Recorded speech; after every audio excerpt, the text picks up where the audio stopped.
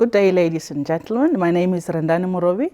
I am from Potato South Africa, the manager responsible for transformation. Today, I'll be taking you through the transformation progress over the years.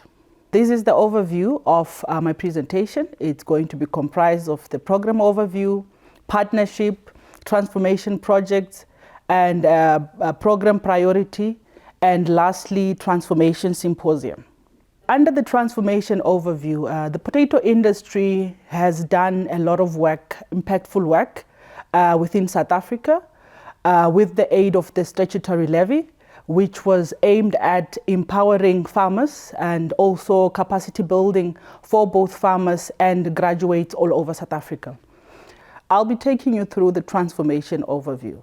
Potato SA, through the transformation core business, has over the years implemented various projects that have impact towards enterprise development and farmer empowerment, and also empowerment of the young graduates within the different institutions in South Africa. And this was made possible through the statutory levy, which is the main funder for all the programs that we run. And over the years, to be precise, 10 years, there has been an investment of approximately 63 million that has gone through the development under those particular programs. I'll take you through the expenditure and the programs during this current financial year. We have, as one of our flagship program, the Enterprise Development Project, which is currently having a subscription of 25 farmers spread throughout South Africa. Currently amounting to more than 500 hectares planted per year. The current budget currently stands at 4.7 million, which constitutes to at least 60% of the total budget. The second program that we also run is the small grower projects, which are aimed at food security and capacity building of the local and rural people with interest in potato production. And lastly, which is also a very phenomenal project, which is aimed at intensifying and increasing skill sets within the agri sector. It's the bursary pipeline, which currently has 12 students, and which the expenditure or the budget is at least 1 million. But over the years, I think what is outstanding is the program has managed to assist at least 178 students, of which the success rate has been more than 90%. And I think what's also to note, which is very important, is that in as much as the levy budget is responsible for all this initiative, we have developmental partners like the likes of your Department of Agriculture, Land Reform and Rural Development that has vastly invested in most of our projects with an amount of more than 180 million. And it's also very important to note that because we do not offer comprehensive funding, we strive in building and forging partnerships. And what you see here are some of the partners that have made it possible for us to have such successful projects. I'm not going to touch them one by one, but I think it's important to note the role that the state is playing to support our initiative, the different finances, and also to note that I think one of the challenges that developing farmers have, it's a shortage of land. And with that regards, the traditional authorities have played a key role in ensuring that there is secured tenure available for those farmers. So I think it's very important, even in future, to always partner with partnerships that share the same mandates. I'll now take you through the transformation project in detail. I've already elaborated that we've got various projects and also highlighted the status quo. Before going into detail, I will just share the services that we offer to those farmers. This by no means is all the services that we offer, but these are some of the ones that I feel can be noted. We assist our farmers with developing pre-feasibility studies, compilation of business plans. We provide a subsidy of production inputs. In this regard, specifically seed support. We've also assisted our farmers in linkage with different markets, be it fresh produce market, contract markets, or informal markets. And I think what is also very striking is our mentorship program, which I think takes the flag. The reason why our success rate is so high is because we have made it our business to make sure that our farmers are taken care of pre, during, and post the program. Lastly, it would be our skill development pipeline that we have, which also focuses on farmers training to make sure that we don't just capacitate them financially, but we also assist them with different skill set, training, financial management, and so forth. And with the historic issues around inclusion of Black farmers, I think what's also important is that we make sure that we give these farmers exposures in the different platforms as well. The first program that I'm going to touch on is enterprise development projects. One of our flagship projects, I think by far, I think most of our partners that we partner with use us as a first line approach when they want to have a list of farmers to also develop. This program has been going on for more than 10 years, and it is with great pleasure to mention that I think now more than ever, our farmers have got more prospects of being commercial than when the program initially started.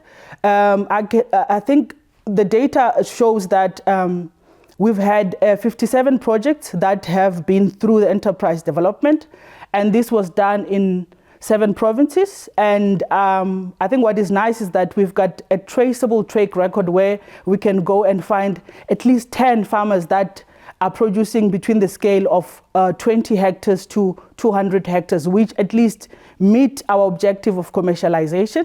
And we have currently 33 projects that are currently actively producing potatoes in South Africa, although some of them are no longer part of the enterprise development, but the impact of what we are doing is visible, is traceable, and we are able to pinpoint them. I think you can see from the data that is there, when the program initially started, we had a lot of participation with very little hectares. And the way it was structured, it was not a core contribution method. It was a platform where farmers were just given production input, produce year in, year out. And I think from 2016, up until now, that has been changed, where farmers get subsidized and are not funded necessarily with everything. And that's when we've seen that a lot of farmers have put flesh in the game. And that is why the success rate is unique, and it's better than other programs because we are helping farmers that are willing to be assisted. The view that you see right now, it's the actual or current status of the enterprise development farmers across South Africa. It might not look like it's a lot, but I think as we all know, potato production is very expensive, and it requires one to have land, it requires one to have capital that is available. Hence, you see that the numbers might not necessarily be speaking to what people are expecting. But Limpopo is still by far our largest province, where we've got, in 2024, 2025, 16 farmers that are falling under the enterprise development. And they are the ones that are planting most of the hectares, as you can see there. And it's also very important to note that the hectares you see there are not necessarily hectares funded by the levy funds. These are hectares inclusive of what farmers have co-financed with the financiers or also from own contribution. We are still struggling to get subscription in other provinces like your KZN. We only have 2 farmers in that area, but by far, one of the farmer that is there, it's actually one of our biggest farmer, planting over 100 hectares. Western Cape, I think we've progressed very well, wherein now the numbers have increased. I think the plan is also to get more partners to participate, and then we change that narrative from 25 hectares, maybe probably to 100. And then in Northwest, currently we have 1 farmer. I think after this financial year, we'll have 2 farmers. One of our biggest farmer also is in that area, producing 74 hectares alone. So you can already see that the type of farmers that we have are already at a commercial level. The Free State is still slightly behind. I think it's very important to note that potato production has got challenges, and like I mentioned, it's not cheap. And I think the challenge that is still there, it's farmers having the means to actually start. And lastly, on the Eastern Cape, this has been one of the provinces that has grown tremendously over the past 2 years. We started with 1 farmer in 2022, 2023, and now we are at 4 farmers, and we see a lot of growth coming from that area. Well, like I mentioned there earlier, the hectares that you saw were not necessarily hectares that were funded. This is the hectares that have been funded through the levy funds. You can see in Limpopo there was 275 hectares on the previous slide, and then there it's 166 that was funded. This just shows you that we are assisting farmers that have intentions of growth and that do not have a dependency syndrome, but rather like to be assisted. Okay, this is just a pictorial view to show you the magnitude and the type of farming operation our farmers are engaged with. What you see here on my top left, it's Mr. Vincent Rapita's harvest.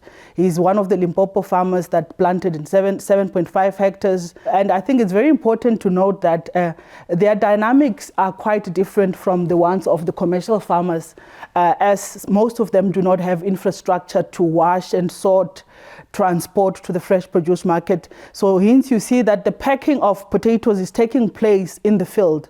Their major market is actually the export market to Mozambique. It's not all the farmers, but most of the farmers in that region, specifically Limpopo, rely on that particular market. What you see on my top right, it's Mr. Gina's production. This was on his first year. Unlike the Limpopo farmers, he specifically supplies to the processors market, which still accommodates his challenges of not having infrastructure as they source all those potatoes directly from the field, unwashed, unclassed. And lastly, on my bottom right is Mr. Ndongeni, who's one of our biggest farmer and our current enterprise development winner, doing very well, planting over 70 hectares, solely sold also in the informal market. This just shows you that there are still opportunities out there for the informal market. I think what is called informal is not so informal after all. The second program is the small grower development, which is not a commercial project aimed at enhancing food security and capacity building of rural community. What you see here is the growth pain in which Potato SA has taken. I think when we initially started, this was rolled out only in 2 provinces. And over the years, I think with the interest and the multiple stakeholders that have shown interest, we have expanded and increased the number of small grower projects that we've done. And for this particular financial year, we've successfully managed to implement 36 projects, which were implemented in Mpumalanga, Limpopo, Gauteng, KwaZulu-Natal, Eastern Cape, Northwest, and the Western Cape. And what is important here is that we are able to touch more lives and assist with the food security issues that are in South Africa. And it's also important to note that this is not a drive that's driven by Potato SA only, but also by the Department of Agriculture. We also assist our farmers with training, as mentioned earlier. The aim is not to capacitate our farmers with finances only, but to also provide them with a skill set that enables them to thrive in this industry.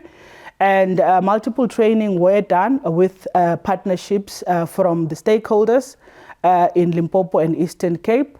And that was done to make sure that farmers understand in detail the production technology. I'm going to take you through the last program, which is the Tertiary Skills Development Pipeline. It's important for me to also declare that I'm also a product of this particular initiative where I was funded for my master's degree. As mentioned earlier, over the years, we've had 178 students that have been funded, with 51% currently employed and 22% employed within the potato industry. And although we have a success rate, we still have students that still have not gotten placement. And we would wish for better partnership in the future to make sure that we change that narrative. Current status, we've got 12 students, of which 6 are postgraduate students, 6 are undergrads, and they've been doing very well.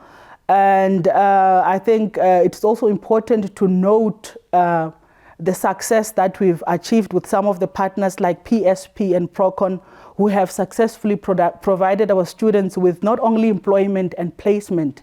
And I think this is how we would want and see the transformation pipeline to unfold. What are our priorities for 2025-2026? I think it's very important to note that our program is not comprehensive. So it's important that we continuously develop an enterprise development strategy that will make sure that even when a farmer is out of the program, he will still have access to the same benefits, be it in a grant funding or also in blended finance.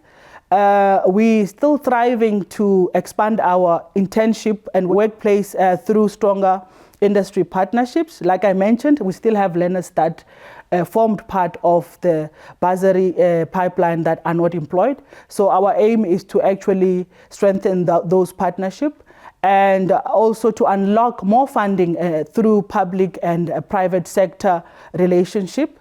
And lastly, we also would like to intensify on our mentorship capacity to make sure that we have farmers that are sustainable. And lastly, it's a pleasure to note an invitation to the Transformation Symposium, which is aimed also at celebrating the milestones that the farmers, particularly the enterprise development farmers, have achieved. This will be held on the 28th and 29th of October 2025 in Limpopo, the ranch. So you are all invited to come and participate and share the success stories of transformation. And I would like to thank you for taking your time to listen.